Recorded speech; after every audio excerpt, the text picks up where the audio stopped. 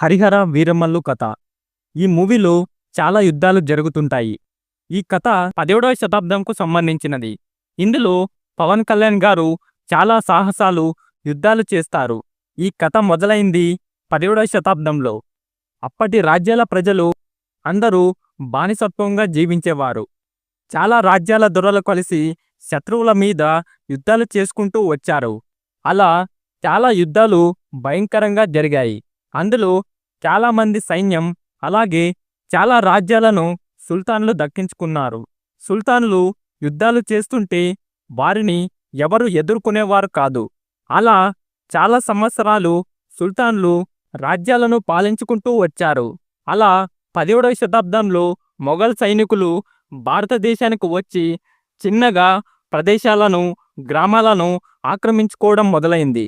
మొఘల్ చక్రవర్తి అయిన ఔరంగజేబ్ మొత్తం ఉత్తర భారతదేశాన్ని దక్కించుకుంటాడు. భయంకరమైన యుద్ధాలు చేసి ప్రజలను హింసించి చంపుతాడు. అలా చాలా రాజ్యాలను మొఘల్ చక్రవర్తి ఆక్రమించుకుంటాడు. అలా ఈ రాజ్యాల కథలు, మొఘల్ చక్రవర్తి చేసిన అక్రమాలు, నవాబ్ చేసిన ప్రమాదాలు, ఇలా వీటన్నిటినీ వీరమల్లు ఎలా ఎదుర్కొన్నాడు. ఇంతకీ ఈ కోహినూర్ గురించి ఈ మూవీలో ఏం ఉండబోతుంది, వీరమల్లుకి కోహినూర్కి సంబంధం ఏంటి, ఇదంతా తెలుసుకోవాలంటే ఈ వీడియోని పూర్తిగా చూడండి. అలాగే ఈ వీడియో మీకు నచ్చితే తప్పకుండా లైక్ చేసి ఈ ఛానల్ని సబ్స్క్రైబ్ చేసుకోండి. ఈ మూవీ స్టోరీలో ఏదో ఒక సీన్ మీకు నచ్చితే తప్పకుండా వీరమల్లు అని కమెంట్ చేయండి. ఇక ఏమాత్రం లేట్ చేయకుండా స్టోరీలోకి వెళ్ళిపోదాం. Let's start our video. ఈ కథ మొదలైంది ఒక వ్యక్తి నుండి.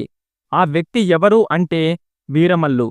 భారతదేశంను దక్కించుకోవాలని మొఘల్ చక్రవర్తి చాలా యుద్ధాలు చేస్తూ వచ్చాడు. అలా చక్రవర్తి ఉత్తర భారతదేశాన్ని దక్కించుకున్న తర్వాత ఎన్నో సంవత్సరాలు చాలా రాజ్యాలను ఆక్రమించాడు. అలా ఆక్రమించుకున్న రాజ్యాలలో గోల్కొండ ఒకటి.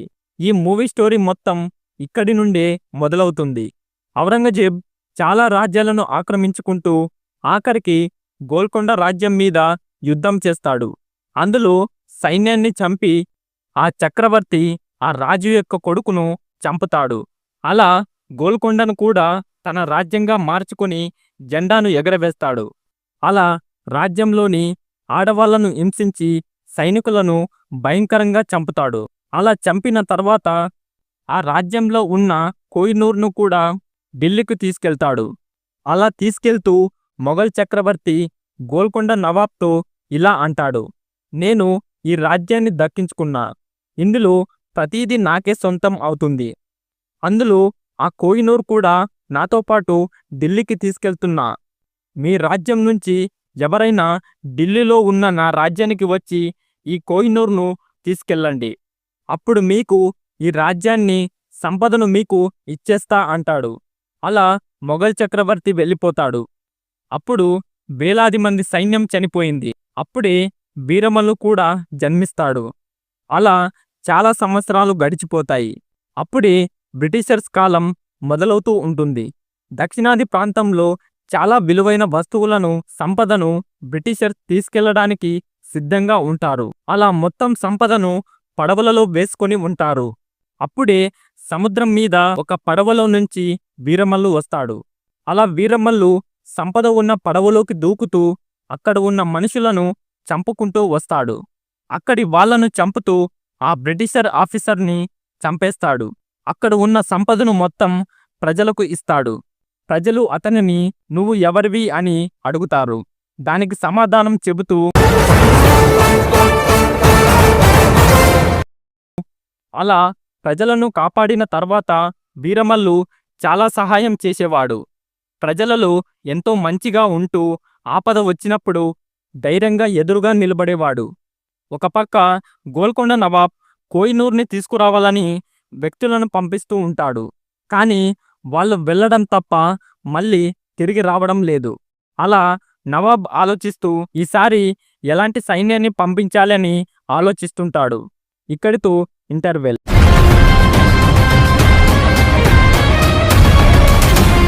అలా గ్రామంలో చాలా మంచి వాతావరణం ఉండేది. ప్రజలు సంతోషంగా పంటలు పండించుకుని ధాన్యాన్ని ఇంటికి తెచ్చుకునేవారు. అలా ఒక్కసారిగా ప్రజల మీద దొర మనుషులు దాడి చేస్తారు. దాడి చేసిన తర్వాత వారిని బలవంతంగా కొడతారు. అలా వాళ్ళను కొట్టి అక్కడి ధాన్యాన్ని మొత్తం తీసుకెళ్తూ ఉంటారు. ఆ సైనికులు ఇలా అంటారు, మీరు పండించిన దాంట్లో మాకు పన్ను కట్టాలని అంటారు. దానికి ప్రజలు పన్ను ఎందుకు కట్టాలి అని అంటారు. వాళ్ళను భయంకరంగా హింసించి కొంతమందిని అక్కడే చంపేసి ఆ ప్రజలను ధాన్యాన్ని మొత్తం రాజ్యానికి తరలిస్తారు. అలా ప్రజలను బంధించి హింసిస్తూ ఉంటారు. ఆ నవాబ్ మనుషులు వారిని బానిసలుగా మార్చుకొని ఉంటారు. అది తెలుసుకున్న వీరమల్లు వెంటనే రాజ్యం దగ్గరికి వెళ్తాడు. అక్కడి వాళ్ళు వీరమల్లుని రాకుండా అడ్డుకుంటారు. వాళ్ళని చంపుకుంటూ వస్తాడు. అలా లోపలికి వచ్చిన తర్వాత నవాబ్తో ఇలా అంటాడు, ఇక్కడి ప్రజలను ఎందుకు బంధించారు? వారిని నేను ఇప్పుడే ఇక్కడి నుండి తీసుకెళ్తాను అంటాడు. ఆ నవాబ్ ఇలా అంటాడు, నువ్వు ఈ ప్రజలను తీసుకెళ్ళాలి అంటే మా మనుషులను నువ్వు కొట్టి తీసుకెళ్ళాలి. నువ్వు కిందకు ఒక్కసారి పడిపోయినా ఓడిపోయినట్టే అంటాడు. అలా వాళ్ళ మనుషులతో పోటీలోకి దిగుతాడు. వాళ్ళను కొడుతూ ఒక్కొక్కరిని కింద పడేస్తూ వస్తాడు. అలా అందరినీ అక్కడే ఓడించి పోటీలో గెలుస్తాడు. ఆఖరికి వీరమల్లు నవాబ్తో ఇలా అంటాడు, నేను అనుకుంటే ఈ రాజ్యాన్ని ఓడించగలను. నీకు ఈ వీరమల్లు గురించి తెలియాలి అనే ఈ పోటీలో దిగాను అంటాడు. అలా అక్కడి ప్రజలను రాజ్యం నుంచి విడిపిస్తాడు. అలా విడిపించిన తర్వాత వీరమల్లు గురించి గోల్కొండ నవాబ్కు తెలుస్తుంది. అలా గోల్కొండ నవాబ్ వీరమల్లును తీసుకురావాలని తమ సైన్యంను పంపిస్తాడు. అప్పుడు ఆ నవాబ్ దగ్గరికి వీరమల్లు రాడు. గోల్కొండ నవాబ్ ఈసారి ప్రజలు ఉంటున్న ధాన్యాన్ని ఆక్రమించి రాజ్యానికి తరలిస్తాడు. అలా అప్పుడే వీరమల్లు ఆ రాజ్యంలో ఉన్న ధాన్యాన్ని తీసుకురావాలని బయలుదేరుతాడు. అప్పుడు గోల్కొండ రాజ్యంలో సంబరాలు జరుగుతుంటాయి. అప్పుడు వీరమల్లు ఆ రాజ్యంలో కొంతమందిని చంపి లోపలికి వెళ్తాడు. వాళ్ళ మనుషుల్లోనే కలిసిపోతాడు. అలా అప్పుడే యువరాణి అక్కడికి వస్తుంది. వీరమల్లు ఆమెను చూసి ప్రేమలో పడిపోతాడు. అలా ఆమెను చూస్తూ ఉండిపోతాడు. అప్పుడు ఆమె వీరమల్లును చూసి నన్ను ఈ రాజ్యం నుంచి విడిపించవా అని అడుగుతుంది. ఈమెను ఆ నవాబ్ బందీని చేసి ఈ రాజ్యంలో ఉంచాడు అని అంటుంది. దానికి వీరమల్లు సరే అంటాడు. వీరమల్లు ఆమెను రాజ్యం నుంచి బయటకు పంపిస్తాడు. అలా ఆఖరికి ఆ ధాన్యం కోసం అక్కడి సైన్యాన్ని చంపుతాడు. అది తెలుసుకున్న నవాబ్ వీరమల్లుతో ఇలా అంటాడు, మాకు నువ్వు ఒక సాయం చేయాలి. ఏమిటి అంటే, కొన్ని సంవత్సరాల క్రితం మా రాజ్యంను దక్కించుకుని ఇక్కడ ఉన్న కోహినూర్ని మొఘల్ చక్రవర్తి తీసుకెళ్లాడు. దానిని ఢిల్లీ నుంచి తీసుకొస్తే మీ రాజ్యం మీకు ఇస్తాను అని అన్నాడు. దానికి వీరమల్లు ఇలా అంటాడు, నేను ఆ కోహినూర్ని తీసుకురావాలి, నేను తీసుకొస్తా, కానీ నేను అడిగింది నువ్వు నాకు ఇవ్వాలి అంటాడు. దానికి ఆ నవాబ్, ఈ ధాన్యం కాదు, ఇక్కడ ఉన్న ప్రజలను నేను బాగా చూసుకుంటా అని మాట ఇస్తాడు. వీరమల్లు యువరాణి కొంతమంది మనుషులు ఢిల్లీకి బయలుదేరుతారు. ఆ విషయం మొఘల్ చక్రవర్తికి తెలుస్తుంది. అక్కడ ఉన్న మనిషి ఇలా అంటాడు, గోల్కొండ నుంచి ఢిల్లీకి 8వ వ్యక్తి బయలుదేరాడు కోహినూర్ని తీసుకురావడానికి అని అంటాడు. దానికి చక్రవర్తి, ఈసారి వాళ్ళు ఢిల్లీ నుంచి తిరిగి వెళ్ళరు అని అంటాడు. వీరమల్లు అలా బయలుదేరుతూ చీకటి అవుతుంది. ఆ అడవిలోనే వాళ్ళు ఉంటారు. అడవిలో రాత్రి సమయంలో శబ్దాలు వినబడతాయి. వీరమల్లు ఎవరు అని చూడటానికి వెళ్తాడు. పక్కన ఉన్న వ్యక్తి ఇలా అంటాడు, ఇది క్రూర మృగాలు తిరిగే చోటు అని అంటాడు. దానికి వీరమల్లు ఎదురు వెళ్తూ దానిని చంపేస్తాడు. అలా వాళ్ళు ఆ రాత్రి మళ్ళీ బయలుదేరతారు. అలా వెళ్తూ రాజ్యం చుట్టుపక్కల ప్రాంతాలకు చేరుకుంటారు. వీరమల్లు అందరూ కలిసి చుట్టూ ఉన్న సైన్యాన్ని చంపుతారు. అలా అందరూ దొంగతనంగా లోపలికి వెళ్తారు. అక్కడ చాలా పోటీలు జరుగుతుంటాయి. వీరమల్లు అక్కడ పోటీలో పాల్గొని వాళ్ళను ఓడిస్తాడు. అలా వీరమల్లు మనుషులు కూడా ఆ పోటీలో పాల్గొంటారు. వీరమల్లు ప్లాన్ ప్రకారం యువరాణి మొఘల్ చక్రవర్తిని తప్పించాలని అందరితో పాట పాడుతూ సంబరాలు చేస్తుంటుంది.